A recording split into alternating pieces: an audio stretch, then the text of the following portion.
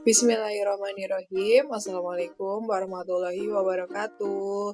Jumpa lagi teman-teman. Hari ini kita akan membahas soal kebidanan. Ini sudah masuk ke bayi baru lahir normal, masuk part yang pertama.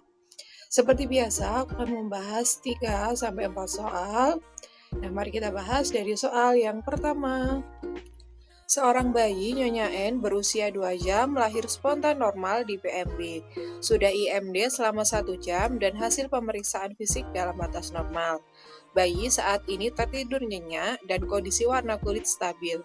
Hal ini termasuk dalam periode transisi yaitu yang A. Reaktivitas pertama, B. Fase tidur, C. Fase reaktivitas kedua, atau D. Fase reaktivitas ketiga.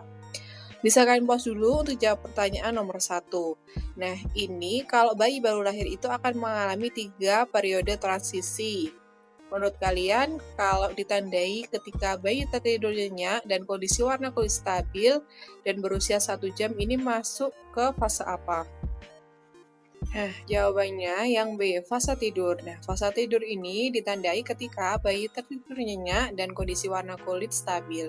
Selanjutnya nanti ada 3 fase ketika bayi baru lahir, langsung kita bahas aja. 3 periode transisi bayi baru lahir. Nah, yang pertama ada reaktivitas pertama. Ini terjadi di 30 menit pertama setelah bayi lahir. Ditandai ketika bayi mulai menyesuaikan diri dari rahim ke dunia luar, biasanya bayi akan menangis. Ini ketika reaktivitas yang pertama. Selanjutnya fase tidur. Ini terjadi setelah 30 menit sampai 2 jam. Nah, soal yang tadi kan bayinya berusia 1 jam ya teman-teman, jadi masuknya ke fase tidur.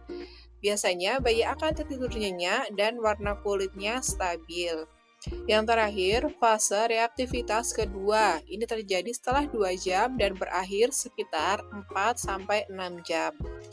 Ditandai kondisi ketika frekuensi jantung tidak teratur, yaitu 120-160 kali per menit, nafas tidak cuping hidung atau tidak ada retraksi, dan biasanya bayi kerap berkemih ataupun BAB.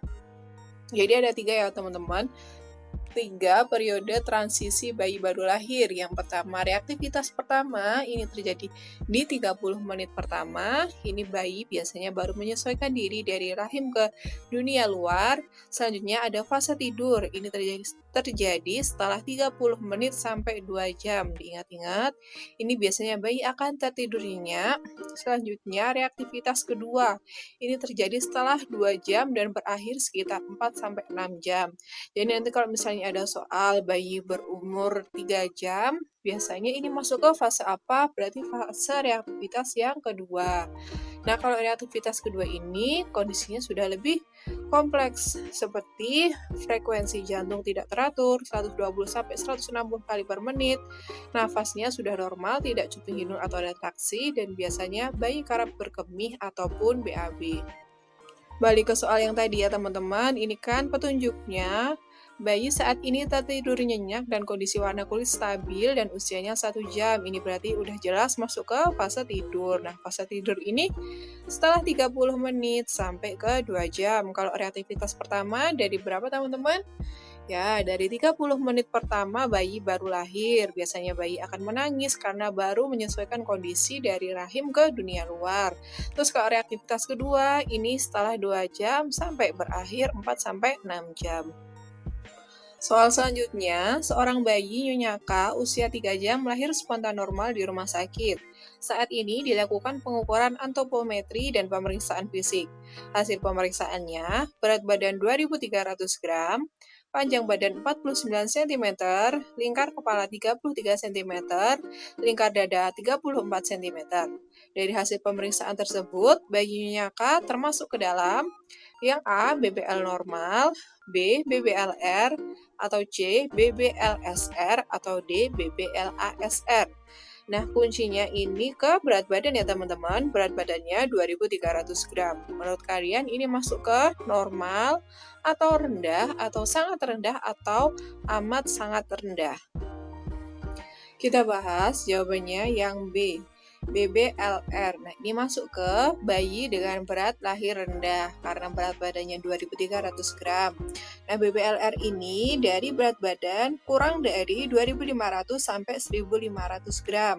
Sedangkan kalau disebut dengan bayi baru lahir normal atau berat badannya bayi cukup, ini ketika lebih dari 2.500 gram.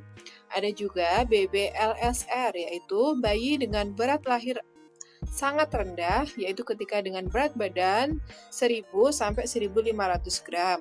Dan yang terakhir ada BBLASR, yaitu berat badan lahir amat sangat rendah. Ini ketika berat badannya kurang dari 1000 gram.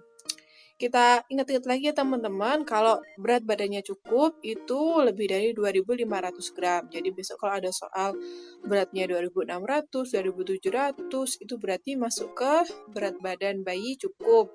Nah kalau di bawah 2.500 sampai 1.500 masuknya ke BBLR. Turun lagi nih dari 1 kilo sampai ke 1,5 kilo atau 1.500 gram, ini masuk ke BBLSR. Dan yang terakhir BBLASR, amat sangat rendah, ini ketika berat badannya kurang dari 1.000 gram. Soal selanjutnya, bayi Nyate 1 jam yang lalu baru saja lahir dengan keadaan umum normal. Bayi langsung menangis, warna kulit kemerahan, dan sudah dilakukan penyuntikan vitamin K. Tempat injeksi yang tepat pada kasus di atas adalah yang A. Paha kiri, B. Paha kanan, C. Lengan kiri, atau D. Paha kanan kiri boleh. Ini berarti injeksi Fit K. Ini ke bagian mana teman-teman? Apakah paha kanan, paha kiri? Kalau lengan kiri jelas salah ya, kalau ini kan buat BCG. Paha kanan kiri boleh. Bisa kalian pause dulu untuk jawab pertanyaan soal nomor 3. Jawabannya yang A, paha kiri. Jadi vitamin K ini disuntik ke paha kiri. Kalau paha kanan ini untuk HB0, lengan kiri biasanya ini untuk BCG. Ini pembahasannya ya teman-teman. Nah, pemberian injeksi vitamin K. Biasanya merek yang digunakan kalau nggak Phytomenadion ya Neoka.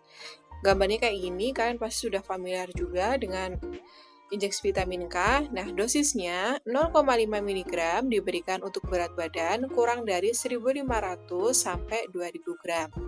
Sedangkan kalau untuk berat badan lebih dari 2.000 gram, ini dosisnya 1 mg diberikan secara IM pada paha kiri atas. Nah, ini fungsinya untuk mencegah perdarahan. Jadi nanti kalau misalnya ada soal berat badan bayinya 2.400 atau 2.500, ini dosis yang diberikan 1 mg. Kalau soalnya bayinya berat badannya kayak 1.600, 1.700, atau 1.400, ini dosisnya berarti 0,5 mg. Yang selanjutnya ada pemberian imunisasi HB0. Nah, ini HB0 kayak ini, diberikan selang 1 jam setelah vitamin K atau 6 jam setelah persalinan.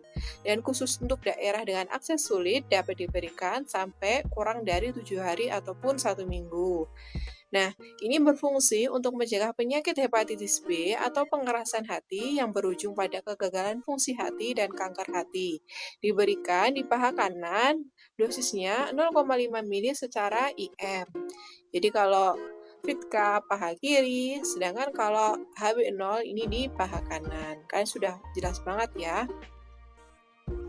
Yang terakhir ini PR ya teman-teman. Soalnya berapa dosis vitamin K yang dibutuhkan. Nah, kita lihat kuncinya dulu, ini di berat badan 2.400 gram. Kira-kira dosis yang kita berikan harusnya berapa miligram teman-teman? Bisa kalian jawab dulu ya. Sekian pembahasan soal kali ini. Hari ini kita sudah belajar tentang 3 periode transisi bayi baru lahir, kategori berat badan bayi baru lahir, dan yang terakhir tentang injeksi vitamin K dan juga HB0. Ada kurang lebihnya, saya mohon maaf. Wassalamualaikum warahmatullahi wabarakatuh.